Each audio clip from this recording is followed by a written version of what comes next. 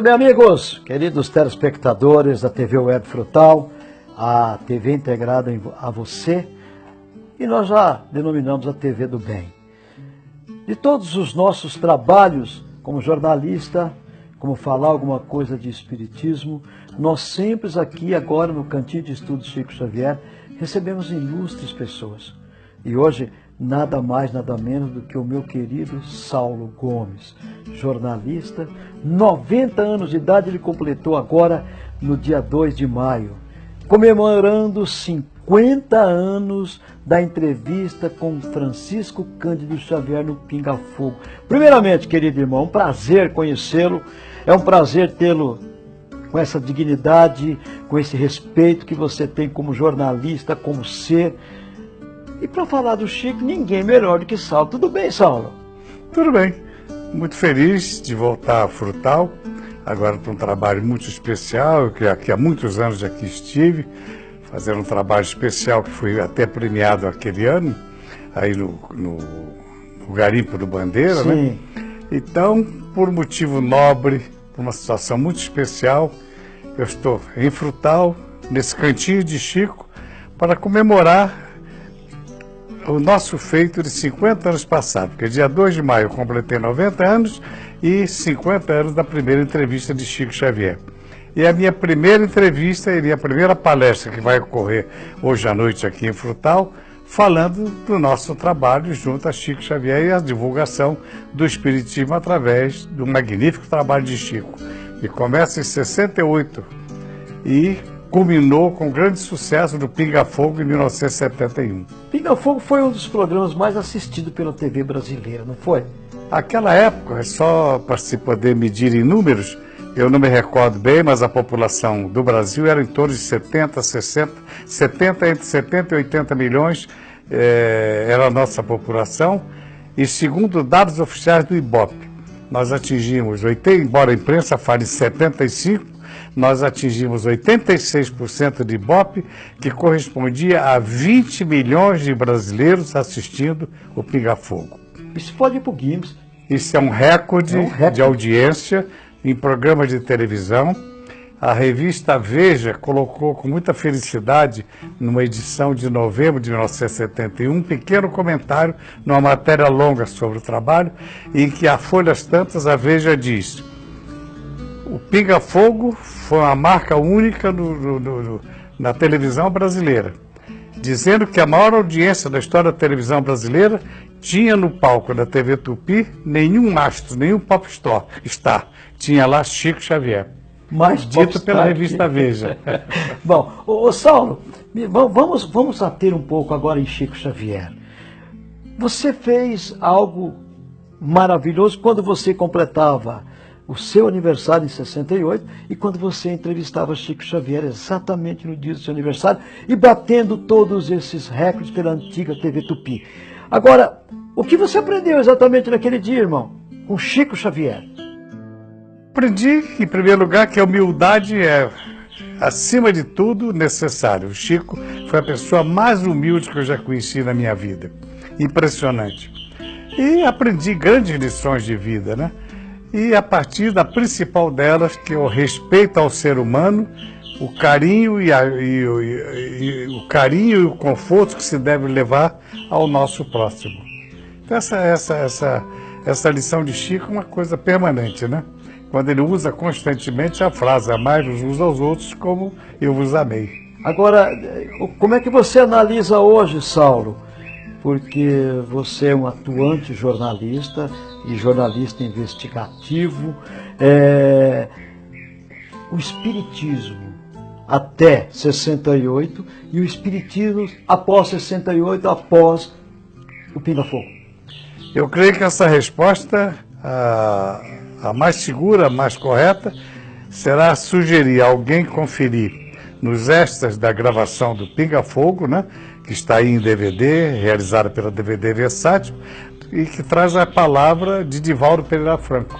Exatamente o Divaldo, nessa entrevista que foi gravada em 2005, que o DVD foi lançado em 2006, Divaldo diz textualmente isso: o espiritismo no Brasil é antes e depois do Pinga Fogo.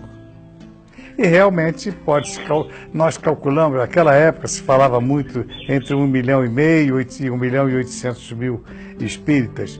Logo, 2 anos depois, já se falava na cifra entre 10 e 12 milhões de brasileiros.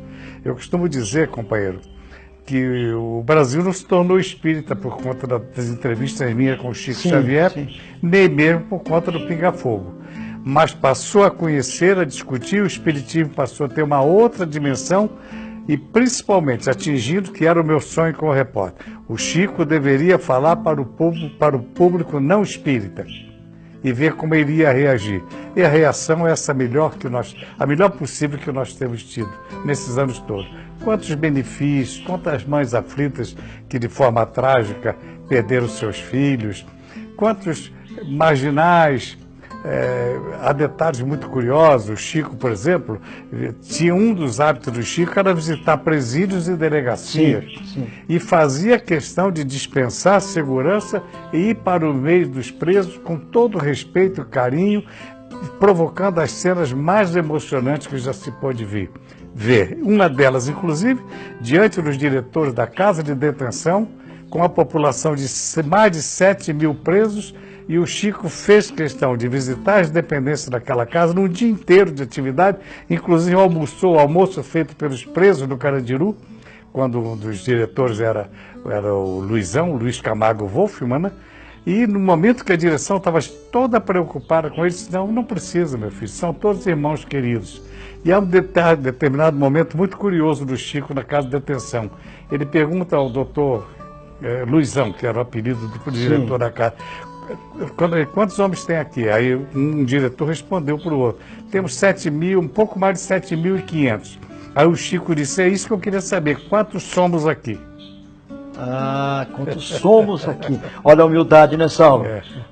Ô, Saulo, mas falar de Chico, eu diria para você que é chover molhado, mas falar de Chico com a sua presença é diferenciado. Porque você mesmo disse aí, você viu a simplicidade, o carinho. Eu lamento muito, pelo meu relapso, de não ter a oportunidade de abraçar este ser que me emociona em falar iluminado. De Chico. Você concorda comigo? Eu não tive essa oportunidade por relapso. Talvez por falta de conhecimento, talvez. Não estou aqui querendo me condenar por isso, mas ao mesmo tempo uma lamentaçãozinha por dizer de não ter a satisfação de abraçar este ser fantástico. Mas, Saulo, depois, me fala um pouquinho do livro, do best-seller de Chico Xavier. Você citou 2 agora há pouco aqui, quando você falava com a Regina. Mas o best-seller é realmente o nosso lar? É o nosso lar. E depois desse nosso lar, sem contar a tradução do exterior, depois dos 3 livros citados, Nosso Lar, Parnaso de Além Túmulo, o primeiro livro de 1932, e ainda a obra mais recente, eu digo de 1943, né? O Paulo Estevam, que era o grande carinho que o Chico guardava sobre Paulo Estevam, era realmente impressionante. Sim. Todos esses trabalhos tiveram grande repercussão internacional com tradução no exterior. Agora, o Pinga Fogo, realizado pela Intervidas, editora aqui do Grupo Candeia, na cidade de Catanduva, depois dessas obras, tem sido o livro mais vendido no Brasil. Começou em 2010 e até hoje a sua venda está em números muito, muito elevados. Então eu creio que, não digo que sejamos um best-seller, mas o Pinga Fogo, não sendo uma obra sobre o trabalho espírita propriamente dito, é o trabalho mais lido que nós temos, e ajudando a divulgar e fazendo com que o povo conheça bem quem foi Chico Xavier. E, na verdade, mostrar exatamente o que é a doutrina, que era o seu objetivo. Exatamente. O Chico, em 7h30, somando os 2 programas, o primeiro de julho de 68 e o segundo de dezembro, somou mais ou menos quase 8 horas de gravação. O Chico respondeu ao vivo pergunta de 12 ou 13 pessoas. 10 de nós éramos os entrevistadores, mas auditório, perguntas de casa, do próprio apresentador, etc., o Chico respondeu em torno de 200 perguntas sobre os mais variados temas. É só consultar o DVD e principalmente o livro Pinga Fogo, que ali está a reprodução na íntegra dos 2 programas. Meus irmãos, nós vamos agora para um rápido intervalo e no segundo bloco nós voltamos com esta figura maravilhosa, Saulo Gomes, falando ainda sobre Chico Xavier, no Cantinho de Estudos Chico Xavier. Queridos irmãos, estamos de volta com o nosso Cantinho de Estudos Chico Xavier, hoje com essa figura maravilhosa, Saulo Gomes, 90 anos de idade, olha que saúde. Eu diria para você que isso tem um pouquinho aí das energias positivas do Chico, né, Saulo? Eu acredito que sim.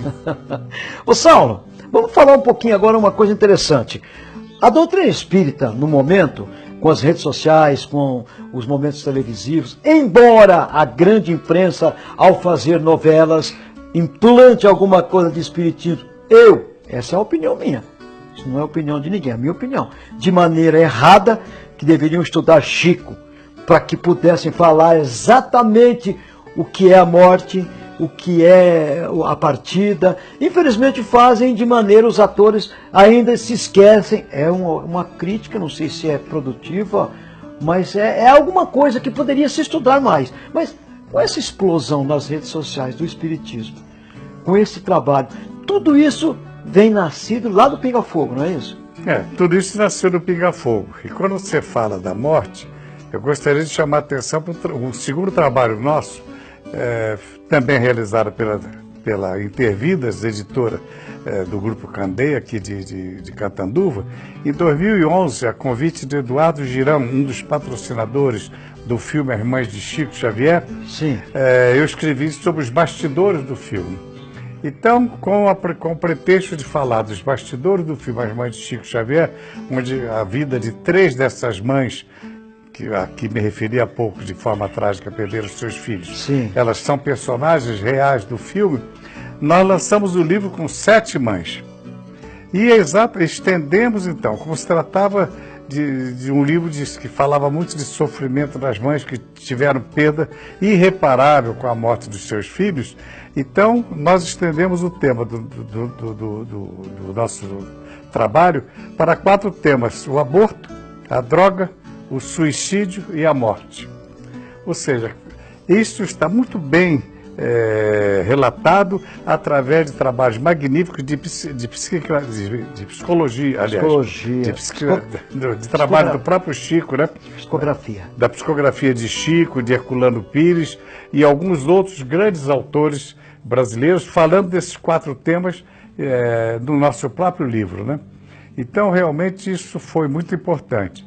E quanto à imprensa, é lamentável que você realmente registra. Nós sabemos, já vimos muito trabalho realizado naquela televisão, às vezes com a melhor das intenções, mas não apurando devidamente como devia. Que deve ser apurado. Quem foi Chico, que é a doutrina, para transformar em tema jornalístico ou mesmo em tema de uma novela, né?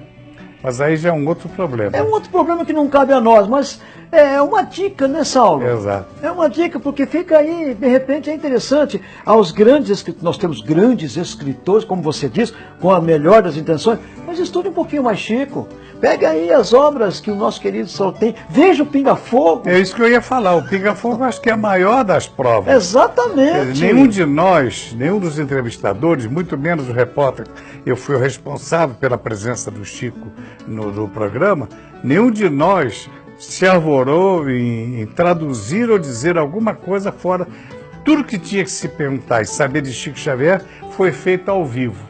Exatamente. Então, com responsabilidade total e absoluta. Algumas respostas do Chico suscitaram, inclusive, réplica por parte dos entrevistadores, sim, mas sim. a réplica veio imediatamente por parte do Chico. Por parte do Chico e com muita sabedoria. Exato. Me fala um pouquinho desse livro que você está lançando aí, Nosso Chico. Olha, o Nosso Chico foi um sonho de alguns anos e ele é talvez o coroamento de tudo isso que nós realizamos. Ele era para ter sido lançado no dia 2 de maio, como parte das comemorações da nossa bodas de ouro de uma reportagem, sim, justo com o Chico Xavier, os 50 anos. Surgiram problemas, atrasou, mas a promessa da editora, e acredito que realmente vai acontecer, é para no final de junho o livro já está sendo distribuído. Deste ano. deste ano, nas livrarias. Ele retrata uma parte da história que eu vivi com o Chico durante mais de 30 anos. Eu costumo sempre dizer o seguinte: depois da primeira entrevista em 68, entre Chico Xavier e Saulo Gomes, criou-se uma amizade muito grande, e muito mais do que isso, nos tornamos confidentes. Então, algumas confidências de Chico, alguns documentos importantes registrados, documentos oficiais, registrados em cartórios e atos de Chico, mostrando o desprendimento de Chico, alguns fatos ligados à sua própria vida em família e nos bastidores do espiritismo, nós estamos retratando nesse livro. Ele vai surpreender, creio eu, as grandes lideranças espíritas do Brasil e até alguns familiares de Chico. Há documentos bem interessantes que serão sendo divulgados nesse livro. Nosso Chico. Nosso Chico. Que maravilha. Agora, você me despertou uma outra pergunta interessante. Você foi o responsável para fazer oficialmente o último dia em que a TV Tupi saiu do ar. Como é que foi esse dia para ti? É dramático. Por volta de 4h10 do dia 2 de maio de 1980. Estávamos no ar com um programa chamado Isto é São Paulo, era um programa jornalístico muito variado, com vários repórteres e apresentadores. E o diretor, já falecido, chamado Fernando Dávila, pelo ponto eletrônico, me deu a ordem para tirar a emissora do ar. Isso por quê? Porque a Tupi já estava, naquela época, numa crise muito grande, mais de 6 meses de atraso no nosso salário, estávamos em estado de greve, determinada pelo nosso sindicato, e como para evitar a greve, a Tupi nos pagou com cheques frios todos os salários no final de abril.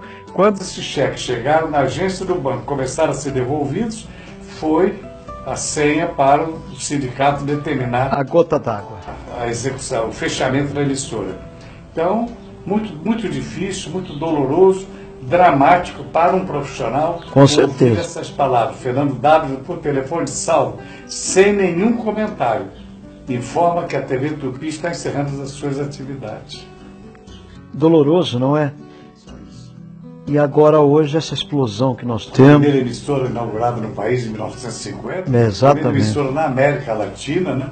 Como a história do jornalismo, na novela. Exatamente. Os grandes artistas internacionais trazidos ao Brasil, os grandes shows, os grandes programas, os grandes apresentadores, Chacrinha, nossa, Flávio Cavalcante e tantos outros, J. Silvestre, né?